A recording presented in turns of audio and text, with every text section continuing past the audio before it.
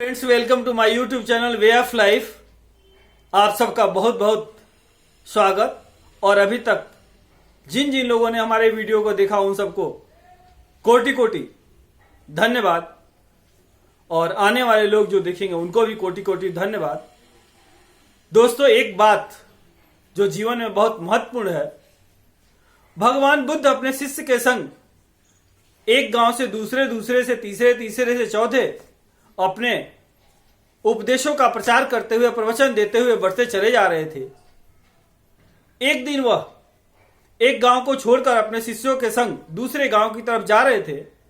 रास्ते में चलते हुए एक शिष्य के मन में जिज्ञासा आई। उसने पूछा कि बुद्ध, मोक्ष क्या है?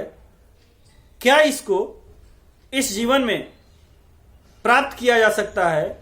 जीवन रहते उसका अनुभव किया जा सकता है? ऐसा प्रश्न उस शिष्य ने बुद्ध से किया। शिष्य कुछ नहीं बोले, वह लगातार चलते रहे। शिष्य भी उनके संग लगातार चलता रहा।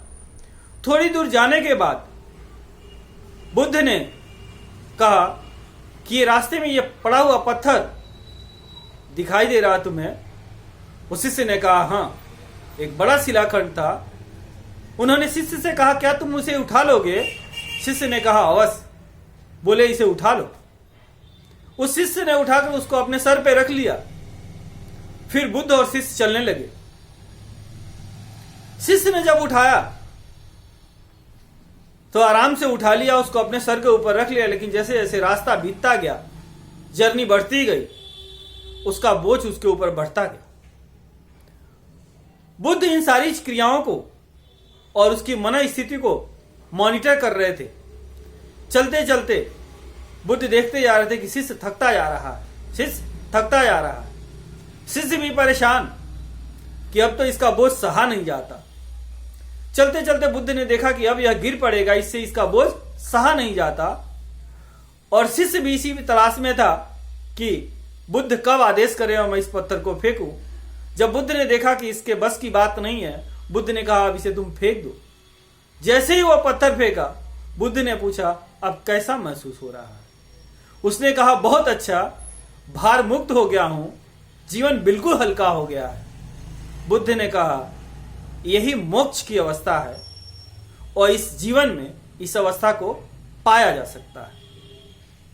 और पाया कैसा जा सकता है?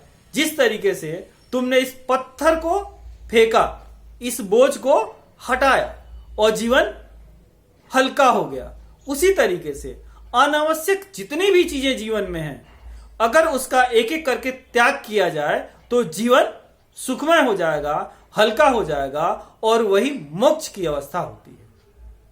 इसलिए दोस्तों, जिसको भी मोक्ष चाहिए, वह लालच, बुराई, बदमाशी, अनैतिक कार्य, अनावश्यक संचय, इन सब बुराइयों को छोड़ दे। जीवन उसका भी सुखमय होगा, मोक्षमय होगा, और इसी जीवन में वो मोक्ष का अनुभव करेगा। यह आपके ऊपर डिपेंड करता है कि आप क्या चाहते हैं।